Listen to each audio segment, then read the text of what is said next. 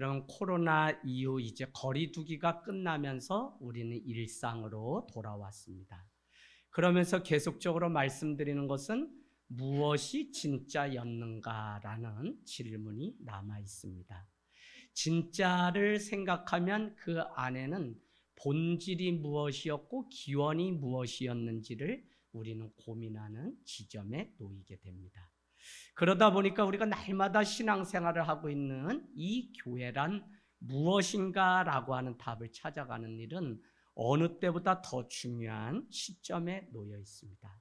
그런가 하면 그동안 당연시 생각했던 그 많은 것들이 당연한 것이 아니라 왜 믿어야 되지? 왜 우리가 가야 하지?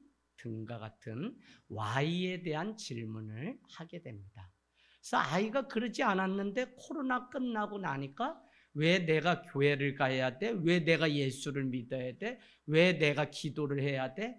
라고 질문을 한다면 그건 아주 지극히 정상적인 아이인 것입니다.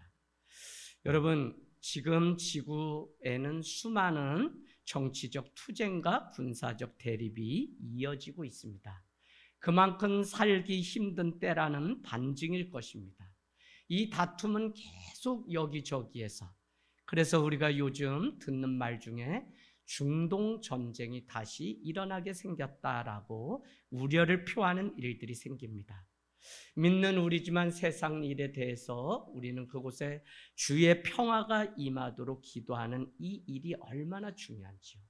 그러나 이렇게 다툼이 생기는 많은 곳을 보면 다 한결같이 인간의 욕심이 그 안에 있다는 사실을 우리는 볼 수 있어야 됩니다.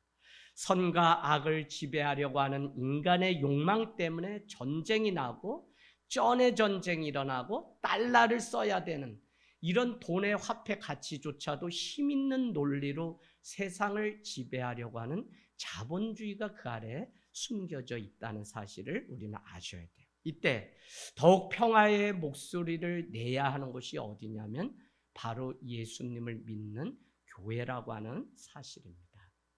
여러분, 우리가 계속적으로 교회가 무엇인지를 지금 물으면서 에베소서를 하고 있는데 이것은 그냥 2000년 전에 한 교회의 이야기가 아니라 다문화, 다언어, 다종교 속에 살아가는 오늘날 우리에게도 어떤 교훈들을 발견하고 우리가 교회로서 어떻게 살아가야 될지를 물어야 되는 때, 그런 면에서 우리는 건물을 짓고 집을 짓게 되면 그 집은 나 혼자 살기 위해서 짓지 않습니다. 나 혼자 살려고 짓는 것이 아니라 식구들이 함께 살고 또 어떤 빌딩이 있다면 그곳에도 함께 사무실을 내고 여러 사람들이 모여서 살아가는 것을 봅니다. 이런 면에서 성경은 하나님의 구원의 설계도를 따라서 예수 그리스도로 말미암아 구원의 집을 짓게 되었다고 우리에게 말씀하는가 하면, 그래서 우리는 구원받은 성도가 되었지만 이것이 나 혼자만의 구원이 아니라 구원받아야 할 백성들을 위한 또 공동체여야 된다고 하는 사실도 우리에게 가르쳐줘요. 그래서 그 일을 위해서 우리는 이곳에 왜 모이냐면 예배하기 위해서 모이지만 더 중요한 것은 여기서 우리가 먼저 하나님의 나라를 경험해야만 세상에 나가서 그 하나님의 나라로 살아낼 수 있기 때문에 그렇다는 것입니다. 그런 면에서 건강한 교회, 건강한 신앙은 건강한 일상의 삶으로 연결돼요. 자꾸 우리가 신앙과 삶을 동떨어 놓고 교회 안에서의 삶만 거룩한 것으로 생각한다면 우리는 잘못된 신앙을 가지고 사는 거예요.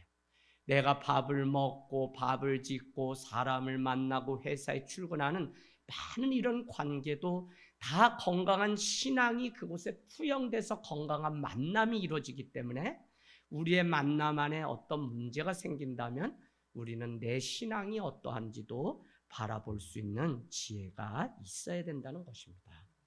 건강한 신앙을 가지고 살아가는 일은 건강함을 추구하는 사람의 일이 아니라 바로 하나님의 일이기 때문에, 그래서 세상 일이 따로 있는 것이 아니라 우리가 살아가는 모든 일이 죽게 하듯 한 믿음으로 살아간다면 그것이 바로 하나님의 일이 되고 그곳 가운데 하나님이 일하시는 것을 우리는 볼 수 있습니다.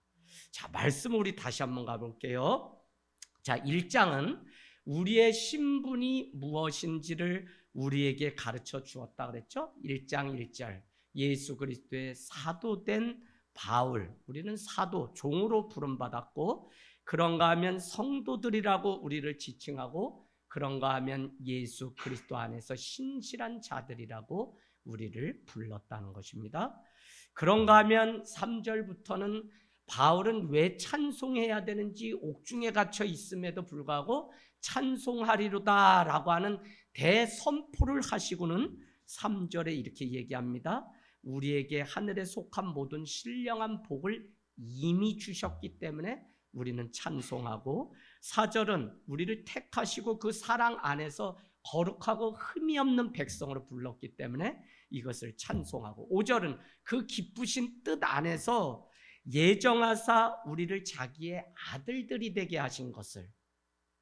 그래서 여러분, 우리는 입양이라고 하는 단어를 많이 쓰지만 입양은 세상의 말이 아니라 사실 로마서에도 나오지만 오늘 5절 말씀도 우리가 그렇지 않았는데 우리를 입양하셔서 하나님의 자녀들이 되게 하신 그 하나님의 은혜, 이것을 생각하면 오늘 우리가 장애 주일을 보내죠. 그러면서 입양도 생각하고, 어떤 사람이 저에게 목사님의 강단에는 휠체어를 타고 목사님이 오시면 설교하러 올라가실 수 있나요? 하고 저한테 말하는데 마음이 철컥 무너졌어요. 몇 년 전까지만 해도 저희는 저쪽에 있는 건물에서 사모님이 특수교사다 보니까 이것저것 해서 장애인 주일이 왜 생겼고 해서 이렇게 보드판을 한 5장, 6장 늘 우리가 아낌없이 장애인 주일을 지키는 교회입니다. 그래서 우리가 이걸 놓쳤구나. 할레인이나 유대인만 오는 교회가 아니라 장애인, 비장애인 다 우리가 친구 되어 예수 믿는 그것이 되어야 되는데, 아이쿠야 내가 거기까지는 생각을 못했구나. 다음에는 아니면 우리 교회에 누구라도 오시면 이곳에 휠체어를 타고 와서 설교를 하시고 간증하실 수 있도록 여기에 이렇게 면을 만들어야 되겠다라고 하는 생각이 제 안에 들었습니다. 입양, 6절은 거저 주시는 바 그 은혜의 영광을 우리는 찬송하게 하셨다는 것이죠. 7절은 다른 것이 아니라 예수 그리스도의 은혜의 풍성함 때문에, 예수 그리스도의 피 때문에 우리는 뭐예요? 속량, 곧 죄사함을 받은 것을 하나님 앞에 찬송하라. 왜? 그게 왜 중요하냐면 우리에게 지혜와 총명을 주시기 때문에 그렇다는 거죠.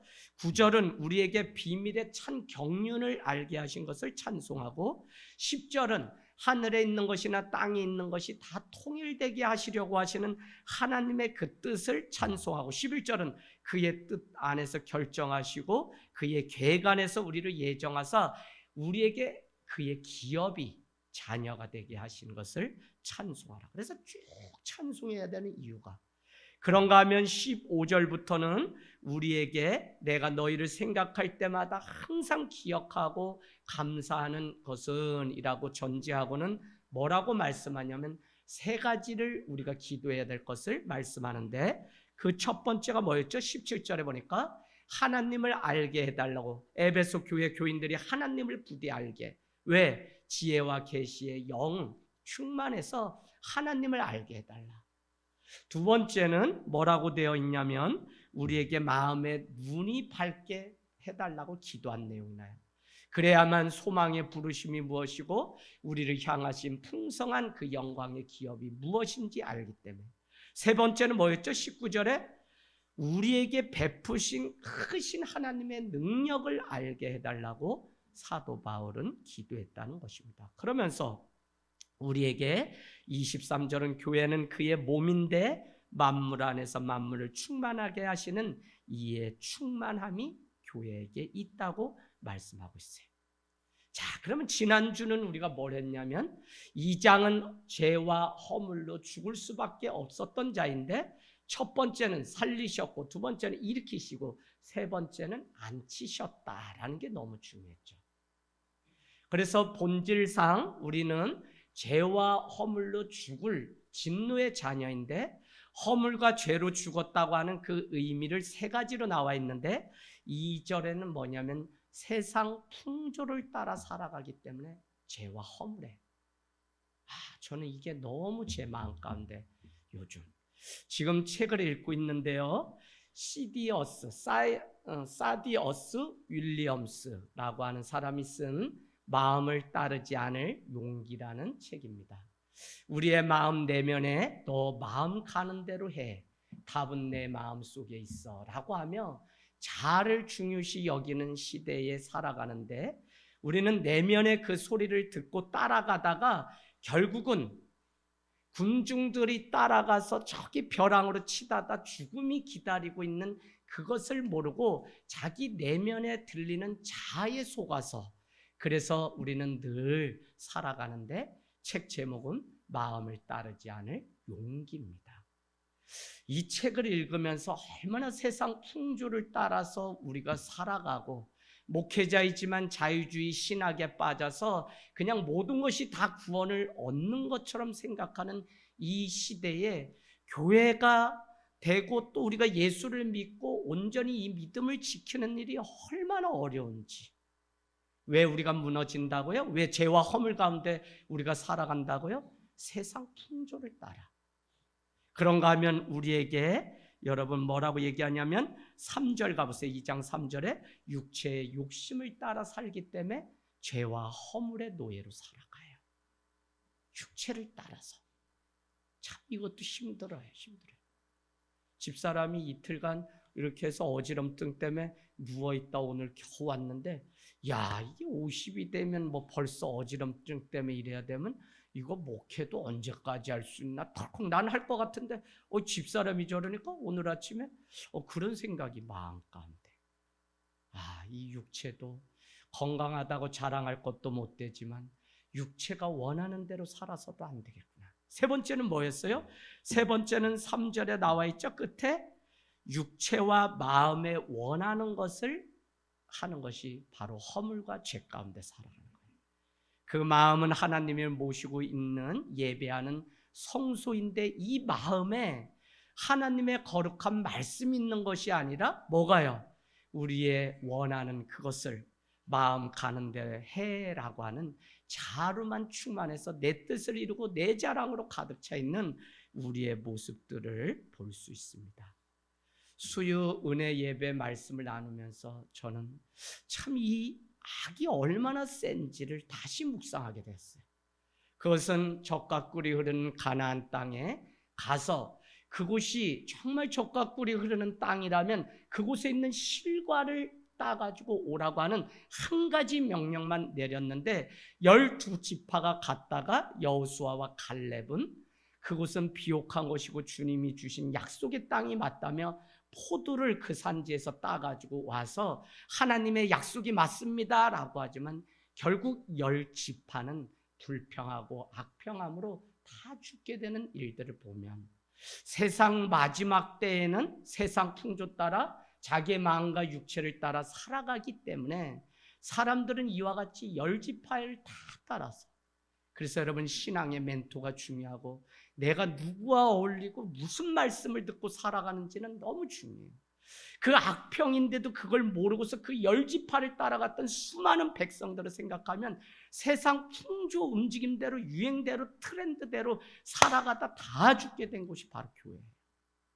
그래서 여러분 우리가 믿음으로 살아가는 이 일이 얼마나 중요한지 다시 한번 주님 앞에 믿음을 지킨다는 것이 무엇인지 우리가 이 약함 앞에 늘 노출되어 있는 존재라고 하는 이 사실. 그럼 교회가 왜 필요하냐?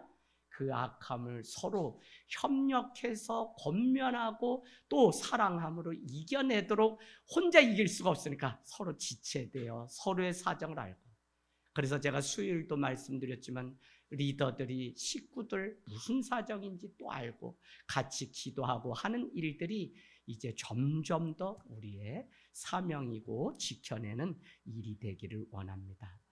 여러분 우리가 읽은 말씀은요 다시 한번 우리의 존재가 누구인지를 강조하는 말씀을 오늘 읽었어요. 거기에 여러분은 표시해 놔 보실래요? 11절에서 그때에 라고 하는 단어에 표시해 놓으세요. 그때는 우리가 이런 존재였고 3절에 이제는 이라고 하는 단어, 이제는 또 어떻게 우리가 변화되었는지. 그러니까 신앙은 뭐냐면 예수 믿기 이전과 이후가 분명해야만 우리는 신앙생활을 하는데, 오늘 이후에 우리가 교회로 모여서 어떻게 살아가는 자녀가 되었다는 것을 말씀하면서 사도 바울은 다시 한번 교회에게 뭐를 권면하냐면 그러므로 생각하라는 거예요. 생각하라. 뭐를요? 앞에서 쭉 지금까지 언급했던 것들. 너희는 허물과 죄로 본질상 진노의 자녀며 세상의 풍조와 육체를 따라 마음이 원하는 대로 살아가는 존재라고 하는 이것을 항상 우리에게 생각하라라고 오늘부터 말씀은 우리에게 가르쳐주고 있습니다. 그래서 형편없는 죄인이었으며 허물과 죄로 죽었던 본질상 진노의 자녀였던 것을 기억하라고 얘기하고 있어요. 교회는 내가 누구였는지 모르면 은혜 대신 우리는 자기 자랑이 그곳에 난무해요.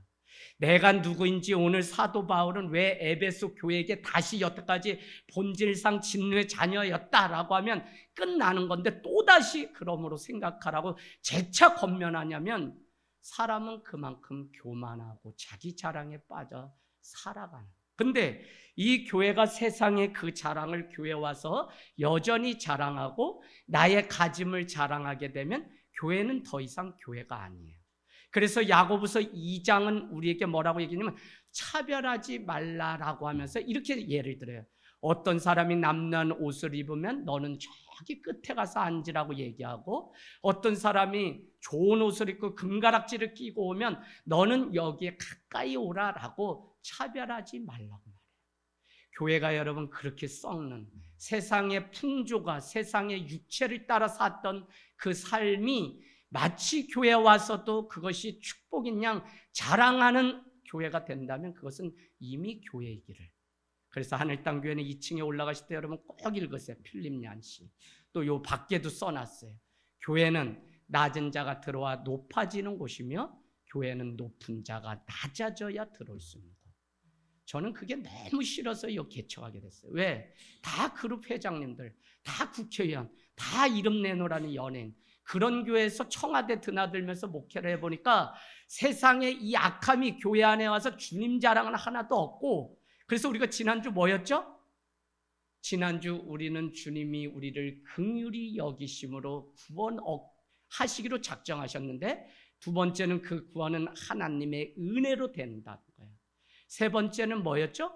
그 구원을 주신 목적이 예수 그리스도의 영광을 세상 가운데 드러나게 하려고. 근데 조건이 뭐였어요?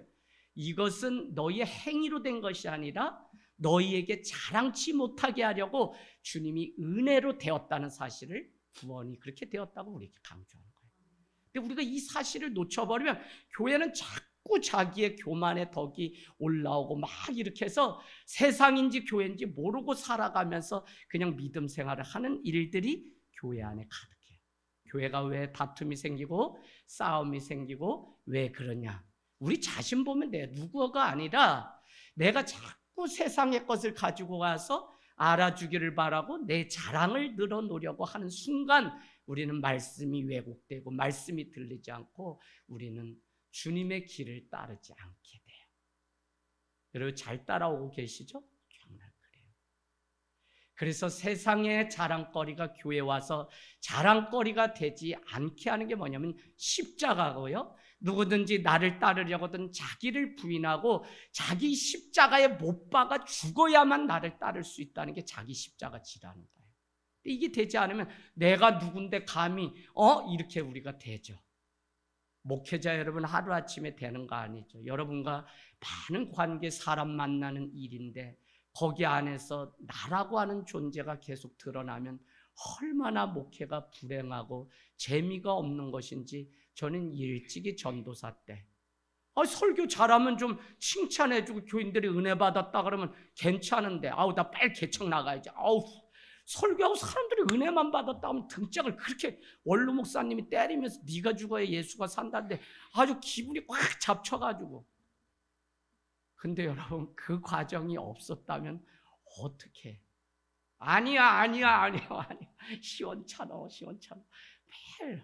아니 좀 칭찬해주면 안 되냐고요. 근데 그렇게 젊은 전도사가 세상에서 내놓으라고 살다가 교회 와가지고 내가 누군데, 내가 그래도 전도사가 됐는데, 그래서 여러분 신학교의 명언이 뭐죠? 다 1학년 때 입학할 때는 목사가 돼서 입학 안 되잖아요. 2학년 되면 장로로 내려오고 3학년 되면 집사, 4학년 되면 아무것도 아닌 무익한 종으로 돼서 대학원 가면 다시 또 그 과정 밟죠. 그러니 여러분 교회 예수를 믿는다는 게 날마다 죽지 않으면 주님을 따를 수 없는 곳이 바로 교회인 것을 우리에게 가르쳐 주기 위해서 사도 바울은 지금까지 죽어야 된다, 본질상 진노의 자녀였다 쭉 하고는 다시 너희가 얼마나 그리스도의 영광을 드러내는 존재인지 칭찬을 잔뜩 하고 사명을 주고는 다시 그러므로 생각하라라고 또 초를 치면서 이렇게 재차 얘기를. 여러분 이 말씀이 참 우리 가운데 정말 뼈가 돼야 돼요. 너무 어려워요. 여러분 제가 높아지려면 얼마든지 없는 말 있는 말 하면 높아지지. 그러나 여러분 기도해 달라는 거지 제가 어디 갔다 왔어요, 뭐 했어요, 누구 만났어요, 한 번도. 오산에서 가장 바쁘게 목회해요. 그래도 한 번도 제가 뭐 어디 나왔어요? 전 자랑해 본 적도 없고 그거 하면 큰일 난 줄 알고. 주님이 그것 때문에 공부도 그냥 원하는 대학 다 막으시고 다 겸손해서 가장 저기 천안에 낮은 교단도 가장 작은 교단 논밭 위에 있는 그곳에 보냈는데 그날부터 얼마나 하나님이 막 저를 흔들면서 낮추는 일들 하는지 이제는 자랑할 거 없어요. 저는. 사랑하는 여러분, 오늘 우리의 내면 안에 정말 주님의 그 은혜면 족하고 그 은혜로 살아가고 그 은혜 때문에 우리가 살아가는 존재가 되기를 원합니다. 왜냐하면 오늘 그러므로 또 생각하라. 생각하라가 뭐예요? 기억하라. 그 옆에다 여러분 이렇게 써요. 잊지 말라는 거. 잊지 말라. 뭐를 잊지 말라요? 너의 존재가 무엇이었는지. 교회는 우리가 죄인들의 공동체라고 하는 이거를 놓쳐버리면 금세 썩어서 싹이 얼마나 빨리 나는지 열매 맺는 것보다 다 악인하고 정지하고 다른 사람들을 다 아래로 내다보고 이런 일들이 생겨요. 그러니까 야고보서는 뭐라 그래요? 4장에 가면 우리에게 원망하지 말라, 비방하지 말라 세 가지를 말하는데 거기에 이런 말씀이 나와요. 야, 입법자 되신 하나님이신 것을 너희가 아느냐? 너희는 왜 입법자요 재판자의 자리에서 내 이웃을 정죄하느냐, 판단하느냐라고 하는 말씀이 나와요. 뭘로 다 한다는 거예요? 말로 다 그렇게 한다는 거예요. 말로. 입법자이신 하나님이 재판도 하나님이 다 하실 건데 우리는 계속 우리가 그 높은 자리에서 나는 되는데 저 사람은 왜 안 돼 하고 우리가 자꾸 판단하고 자꾸 우리가 재판하려고 하는 자리에 가는 것을 말해. 그러면서 야고보서 뭐라 그래요? 야, 저기 배 하나도 키 하나로 다 조정하고 저 말도 멍에로 다 제어하는데 너가 너의 말을 제어하지 않으면 너의 혀가 온 산을 불사르고 너의 인생의 굴레를 혀가 너를 지배해서. 그 말은 쉽게 얘기하면 너가 복 받을 건데 혀로 다 까먹는다, 말로 다 까먹는다 이렇게 말씀하고 있어요. 그래서 여러분 오늘 이 말씀이 너무 중요합니다. 11절 본래 우리가 그러면 누구라는 거예요? 다시 기억하는데 너희는 육체로는 이방인 표시해놓으세요. 이방인은 구원 얻어요? 못 얻어요? 못 얻죠. 이방인은.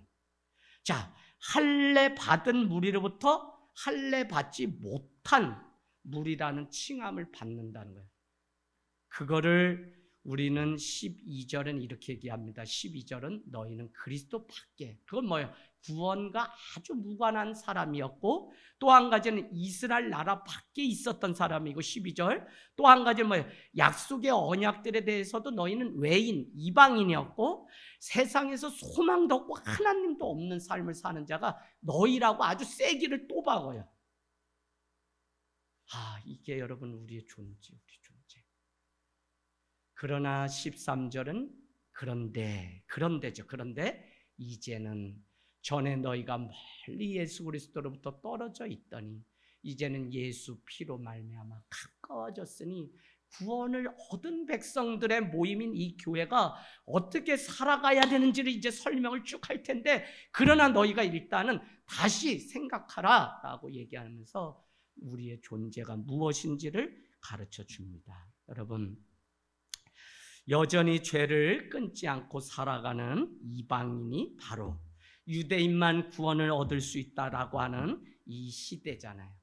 마치 우리가 오늘 예수를 믿지만 더러운 것을, 하얀 보자기를, 이렇게 보자기가 감싸 있을 뿐 하얀 보자기를 벗겨내면 그 안에 더러움이 드러나는, 그래서 우리라고 하는 존재는 예수 그리스도 안에 있으면 벗겼을 때 하얀 우리의 거룩함이 드러나지만, 겉은 교회를 다니고 종교 중독에 빠져서 뭐를 다 하지만 그 하얀 보자기를 딱 벗는데 그리스도 밖에 있고 외인이면, 언약의 말씀 가운데 있지 않으면 어떻게 된다는 거예요? 우리는 속도 까보니까 까만 사람이에요. 죄인이라는 거예요. 그래서 이 두 가지가 우리 양면성 가운데 잘 가르치지 않으면 교회 다닌 거, 그래서 교회 안에 뭐를요? 양도 염소도 알곡도 가라지도 무리도 제자도 교회 안에서 먼저 우리를 판단하시겠다, 재판하시겠다는 거예요. 이 성경 말씀 믿는 우리에게 하시는 말씀이에요. 믿지 않는 자가 당하는 환난은 당연하죠. 그러나 베드로전서 3장에 뭐라 그래? 하나님의 집을 먼저 판단함으로 인하여 믿지 않는 자가 당할 화가 무엇인지 우리를 샘플로 본보기로 삼겠다는 말씀을 보면, 믿는 우리에 대해서도 하나님은 분명히 심판하신다는 거예요. 자, 당시 교회라는 공동체 안에 유대인이기 때문에 나는 구원을 얻는다는 선민의식을 갖고 사는 유대인들이 있었고요. 예수를 믿고 새로운 존재로 변화된 그리스도인 중에는 이방인이요 할레인, 유대인 말고 이방인에 속하는 헬라파 유대인들, 또 헬라파 그리스도인이 된 사람들이 있었어요. 원래는 구원을 받을 수가 없는데 그들은 언약의 말씀을 모르는 자들인데 그들이 구원을 얻게 됐죠. 어디요? 예수 그리스도가 막힌 담을 허심으로 인해서 그 보혈로 그리스도 안으로 들어오게 되면서 그렇게 되었다. 그러면 한 가지는 뭐냐? 유대인들은 저들은 구원받지 못한다고 계속 폄하했어요. 그런가 하면 예수를 믿는 자들도 그 안에 의심이 있는 거예요. 나는 본질상 이스라엘 백성, 내 핏줄이 아닌데 내가 구원받을 수 있나라고 하는 의심이 있어요. 오늘 사도 바울은 이것에 대해서 그 기준을 구원받고 안 받고는 그리스도 안에 있냐 없냐의 문제지 그것이 아님을 우리에게 분명히 선포하고 있다는 것입니다. 그러면서 할례라고 하는 것이 연구를 해보면 너희가 겉으로는 표면적으로 그냥 죄를 끊어버렸다라고 하는 의미에서 태어난 지 8일 만에 할례를 받은 백성, 유대인이지만 너희는 무엇을 받지 않았다고 다른 서신서에는 얘기하냐면 마음의 할례를 받지 않았구나라고 오히려 유대인들을 책망해요. 그런가 하면 로마서는 뭐라고 얘기하냐면, 야, 그렇다면 너희 그만둬라. 저 이방인들 관심 없으면 그만둬. 근데 내 관심은 뭐냐면, 하나님의 관심은 저 이방인들을 구원함으로 인해서 믿지 않는 자들을 시기나게 하겠다라고 말씀하는 게 아주 중요한 말씀이에요. 우리가 우리의 사명을 감당하지 않고 우리의 정체를 알지 못하면 하나님은 이방인을 구원하심으로 인해서 하나님의 구원이 우리에게 있다고 믿는 우리를 오히려 시기나게 해서 버리시는, 육이라고 하는 표현이 예정론 안에 중요한 신학적 표현, 내버려 둔다는, 내버려 둔다. 그래, 네 마음대로 해. 네 안 믿으려 교회 안 나올래. 네 안 하려면 그냥 둬라고 하나님은 두시기도 하신다고. 그래서 여러분, 믿는다는 것이 단순하지 않다는 사실을 우리가 알아야 돼요. 그래서 과거에는 이런 존재였는데 지금은 이런 존재. 그래서 이것을 잊지 말고 기억하라는 거죠. 십계명을 주셨던 주님은 우리에게 뭐라 그러죠? 예, 하나님을 만홀히 여기지 말라고 하지만 그 앞에 뭐라고요? 너희는 애굽의 종되었던 때를 잊지 말라라고 우리에게 말씀해요.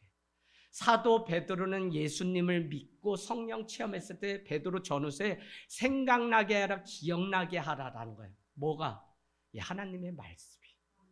그래서 우리는 기억이라고 하는 세월호 때 리멤버 416 이렇게 되는 거 뭐냐면, 리는 다시, 멤버는 묵다 묶다라고 하는 의미죠. 뭐요? 공동체원으로 묶는 것이 기억이라고 하는. 그래서 오늘 예배를 드릴 때 우리는 뭐를 하냐면 2000년 전에 나를 위해 죽어주신 주님의 십자가 사건을 기억하는 게 예배예요. 예배. 그 다음에 중요한 것은 나를 구원해 주신 것에 대한 감사가 예배예요. 그러나 더 중요한 요소는 예수 그리스도의 십자가를 내가 세상에 나가서 재현이라고 하는 게 예배의 아주 중요한 요소. 재현. 살아내는 거죠, 삶으로. 근데 그러려면 잊지 않고 항상 생각하고 기억하고 하는 삶이 우리 가운데 너무 중요합니다. 자, 그러면 이방인이 누구라는 거예요? 12절. 그때는 너희는 그리스도 밖에 있었고 이스라엘 나라 밖에 있었고 약속의 말씀에 대해서도 너희는 문외하고 알지 못하는 이방인이었고 세상에 똑같이 살지만 너희는 소망이 없고 하나님이 없는 자다.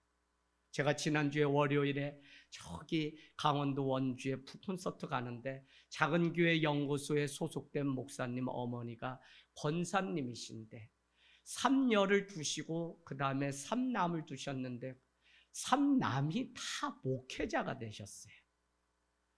그래서 부탁을 받고 오후에는 콘서트를 가는데 딱 가서 예배를 집례하는데 3남과 그 자녀들만 해도 30여 명이 되는데 얼마나 제가 은혜를 받았는지. 그냥 찬양 그냥 저기 요단강 건너가서 예수 만날 이런 찬양도 싫어하더라고요. 내 주는 강한 성이요 이런 찬양. 그래가지고 저는 막 이렇게 천식이 있으니까 호흡이 딸리는데 그 사람은 막 화음을 누나들도 권사님인데 얼마나 쫙쫙 하는지 내가 압도당해가지고 말씀을 살살 전하고 왔대. 그래도 은혜 받았다고 눈물. 그러면 갔다 오면 구독자 2명이 늘어. 그러면 누가 그분들이 누르신 거지. 다른 말씀이 아니라 바로 세상에 대해서 그렇게 살지만 예수 그리스도 안에 있는 것이 세상에서도 하나님이 소망인 것이 딱 분명해지면 장례식이 우는 날이 아니라 천국 잔치더라니까. 난 너무 좋았어. 그래서 우리 이경 목사님이 아우가 목사인 게 근데 짧아 우리는. 그래서 이 목이 좀 굵고 성대가 커서 그날 막 이래야 되는 얼마나 좋았는지. 그렇구나.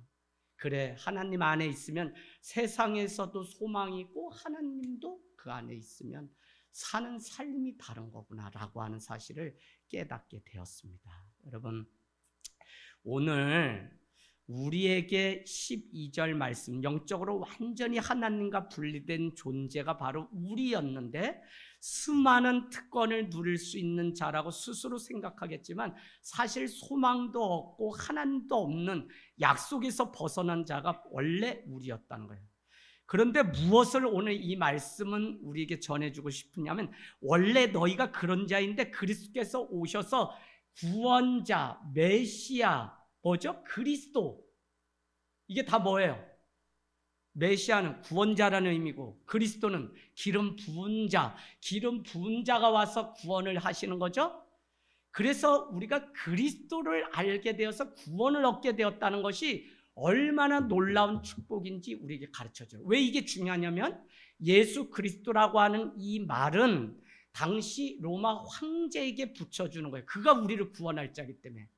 그럼에도 불구하고 유일하게 예수 그리스도 기름 부음을 받고 메시아로 오신 분이 바로 우리가 아는 그 예수님, 그분 안에 우리가 살게 되었다고 이제는 지금은 바뀌었다고 하는 이 사실이 얼마나 귀한 것인지를 우리에게 가르쳐 주려고 전에 우리가 누구였는지, 특별히 사도 바울의 신학은 완전히 이렇게 대조적으로 해서 명확하게 복음을 전하는 장점이 있는데 전에는 우리가 버림받았지만 이제는 구원받은 자가 되었음을 우리에게 가르쳐주고 있는 것입니다. 여러분, 다시 상기해야 될 것은 내가 누구인지를 정확히 알아야만 우리는 구원의 감격과 기쁨을 빼앗기지 않고 세상 속에서 그리스도의 영광을 드러내는 교회로 살아갈 수 있어요.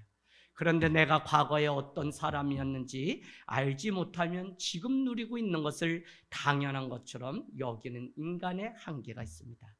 목회를 하면서 늘 가슴 아픈 것은 믿음이 자라고 믿음의 사람들을 따라 살아야 되는데 어려움이 있거나 힘들 때면 아무 도울 힘이 없는 방백을 의지하고 거기에 가서 자기의 아픔을 토로하는 일들을 봐요.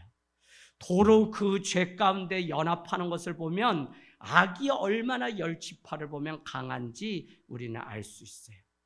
온전히 믿음 가운데 하나님의 편에 서는 그 삶을 오늘도 우리는 요구하고 있습니다. 하나님 앞에 기도하고 하나님을 찾아야 되는 사람인데 정말 죽음 가운데 건져지면 그때를 잊어버리고 은혜는 온데간데 없는 자기 열심으로 세상을 살아가려고 하는 사람들의 모습들을 보면서 인간의 죄성을 가장 많이 보는 것이 바로 목회자의 가슴 아픈 일인 동시에 깨어 있어야 되는 이유예요. 언약의 말씀을 전혀 모르던 자가 약속 있는 말씀 가운데 들어가고 하나님을 알게 되면서 그 삶이 평탄해져요. 그 삶이 다 죽게 되었고 다 건강했고 재산 다 했고 아무것도 없을 때 주님을 만나게 돼서 살게 되면 사람들이 얼마나 간사하냐면 자기 욕심에 자기 배를 채우는 일들. 그래서 여러분 여기 공부 우리 학생들 있죠? 부모의 사명은 이 자녀들이 세상에서 잘 되는 것 물론 돼야 되지만 신앙 안에서예요. 그래서 오늘도 우리가 이 예배를 드리고 막 하고 시집장가 보내고 대학 보내면 끝난다고 생각하지 전혀 그런 부모들이 다 자녀들을 잘 평생 권사님이 심정지로 돌아가셨어요. 그랬는데 그냥 한 주 있는 동안에 자녀들이 다 왔는데 유일하게 손주 막내 손주만 다니지 않았는데 임종하시기 직전에 온 그 손주에게 난 너가 교회를 가는 게 마지막 소원이다 했는데 결혼을 했는데 그 주에 가서 할머니 아멘 하더니 가서 등록을 하고 교회를 다니기 시작하고 그 다음 주에 이제 소천하시게 된 거예요. 그러면서 할머니가 마지막 어머니가 자녀들을 다 끌어안고 이렇게 호흡기를 떼고선 다 그래서 연명 치료하지 않기로 했으니까 아직 남아 있는 거죠 의식은. 그래서 다 축복을 받으면서 장례식을 마치고 가족이 그래요. 우리는 이 장례가 얼마나 우리한테 은혜의 시간인지 다 세워지는 시간이었다고 자랑을 해요.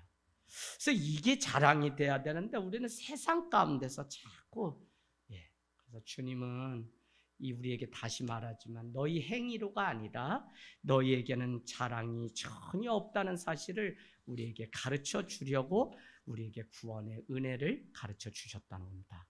그러나 오늘 하나님은 그렇게 우리를 그러면 두시냐는 거예요. 그렇지 않기 때문에 13절 지금이라는 이 단어가 너무 중요합니다. 그렇게 하지 않으려고 교회로 우리를 부르셨고 교회와 주의 종과 지체들을 통해서 때로는 권면을 때로는 격려를 때로는 경고의 말을 듣게 해요. 그래서 누가 기도하고 말씀 가운데 있는데 내 영혼을 불쌍히 여겨서 하는 말이라면 물론 듣지 못하니까 외인으로 세상에 빠져 살겠죠? 그러나 여러분 정말 그런 사람이 내 곁에 멘토가 되어 있다면 그것이 목사님이든 누구든 있다면 그것을 여러분은 아멘으로 받아들이며 내가 깨닫고 주님 앞에 가야 될 때가 왔구나. 내가 과거에 이런 삶을 놓쳐버리고 지금 살아가는 이것에 내가 빠져서 살아가고 있구나. 이것을 여러분 회개하셔야 돼요. 할렐루야. 그래서 오늘 말씀은 우리에게 그러므로 생각하라고 재차 말씀해요. 본질상 진노의 자녀가 너희 알지. 너희가 허물과 죄로 죽은 자 다 알지. 그래서 제가 우리 집사님 여기 계시면 사업할 때 돈 버시면 어떻게 하실지 결정하시면 제가 가서 개업 예배 드리겠습니다. 왜냐하면 벌면 그게 우리를 망치게 해요. 가는 거, 뭐 아는 거, 뭐가 우리를 망치는 일을 저는 너무 많이. 여러분 거짓말 아니라 방통대 원서 전도사 때 20장 사다 교회 집사님들 대학 못 가셔서 상처로 앉는 분들 다 드렸어요. 그러면 제가 대학원 다니면서 숙제를 누굴 거냐? 가정학과 한복 만들기. 처음 대학 갔으니 하실 수 있어요. 집사님이 안 되잖아. 한복 만들 뜨개질을 다 막 내가 퍼다가 숙제를 해줘. 행정학과, 국문학과 전공을 8과목을 했어요. 그 중에 경영학과를 하신 분이 방통대 졸업하고 성균 한양대학원 석사하시고 경기대에서 박사하시고 그래서 또 자기가 운영하시는 회사 40, 50이 다 됐는데 회사를 가지고 거기에 겸임교수로 들어가서 자기 회사가 어떻게 실습장이 되니까 더 교수로 그분을 두게 돼서 인생이 50에. 그래서 이재양 목사님 때문에 내 인생 바뀌었다라고 하시는 장로님이 이 교회를 공사할 때 500을 헌금해 주신 분이 모교에 계세요. 다 그러면서 교회가 돼요. 그럼 제가 뭐 그렇게 해가지고 막 돕고 세워지면 하나님의 은혜인 줄 알고 주님의 나라를 위해서 사는 사람이 있는가 하면 매일 자기 자랑에 빠져서 살아가는 안타까운 사람이 있다. 차라리 안 됐어야 되는데 되니까 그게 그 자신을. 그래서 여러분 늘 겸손하고 과거에 내가 누구인지. 상준이 방통대 1학년 어렵지? 네, 숙제 다 냈어요. 얘 자기 스스로 했더라고요. 대단해. 큰 처남이 3학년이신데 너무 어렵다고 나인데 저기 숙제 좀 해달라 해서 이 바쁜 와중에 하나를 또 조사를 하고 인터넷으로 과제물 사고 막 이래가지고 해서 보냈어요. 아우, 내가 그런 사람. 왜냐면 제가 입학을 시켜놔가지고 이건 도저히 모르겠다는 거예요. 여러분 무슨 말씀이냐면 내가 전에 누구인지를 꼭. 그래서 13절 가보세요. 13절 이제는 전에 멀리 있던 너희가 그리스도 예수 안에서 그리스도의 피로 가까워졌다. 드디어 새로운 길이 열리고요. 그리스도 예수 안에서 그의 피로 말미암아 언약의 말씀 가운데 살아가는 우리가 되었다. 이것은 성도의 소망은 막연한 것도 아니고 불확실한 것을 가능하다고 우리한테 돋구거나 북돋는 것도 아니고 언약의 말씀의 백성이 되었다는 것은 구원은 하나님이 예정하셔서 선택하셔서 우리에게 이미 주신, 그러나 아직 사이에서 우리는 그 구원의 완성을 향해 이미 하나님 완성하셨죠. 그러나 살아가는 우리 삶이 그리스도의 영광을 위해서 살아가야 되는 몫이 우리에게 놓여 있다는 사실. 그래서 혼자 안 되니까 교회가 날마다 모여서 말씀 가운데 우리가 서로 등 떠밀고 어떻게든지 한 영혼 세우려고 얼마나. 여러분 정말 가슴에 여러분이 살아있는 증거는 하나예요. 영혼을 품고 내 가슴이 어떻게 해야 할지 모르는 뜨거운 불이 아직 남아있다면 여러분 살아있는 거지만 그렇지 않으면 내 신앙도 죽어가고 있는 거예요. 그래서 늘 교회가 우리 한 사람이 아니라 영혼을 살리고 세워가는 이 사명 위에서 우리를, 그래서 그 소망이 다윗의 고백처럼 주여 이제 내가 무엇을 바라리요 나의 소망은 주께 있다라고 하는 견고한 이 소망 가운데 살아가는 우리. 그래서 엔 크리스트라고 하는 바울의 신학 중에 예수 그리스도 안에서라고 하는 단어가 벌써 에베소 빌립보서 얼마나 많아요. 이 많은 일이 다 가능한 게 뭐예요? 예수 그리스도 안에서.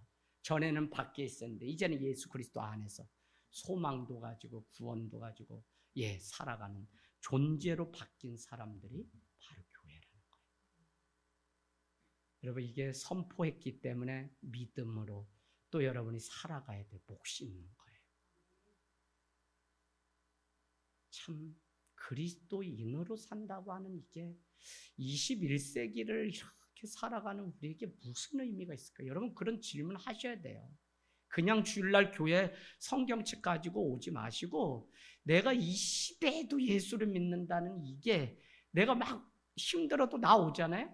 이게 내 삶과 무슨 상관이 있는 것일까를 여러분 스스로가 이제는 이만큼 믿었으면 답을 분명히 가져야만 마지막 때 흔들리지 않고 소망이 주께 있다라고 하는 믿음 가지고 모인 사람들의 공동체가 교회가 되지, 그렇지 않으면 사람이 없게 되면 늘 우리는 뒤로 퇴보하게 돼요. 자, 그래서 여러분 과거에 우리가 누구였는지를 늘 기억하면서 참 하나님의 은혜로 내가 주님의 백성 되었음을, 그래서 교회는 전에는 이런 자지만 이제는 하나님이 이렇게 예수 안에서 존재가 바뀐 사람들의 모임이 바로 우리이기 때문에 주신 이 구원의, 값없이 주신 이 구원의 은혜를 잘 지키고 이 은혜를 나누는 저와 여러분이 되시기를 주님의 이름으로 축복합니다. 아멘. 아멘.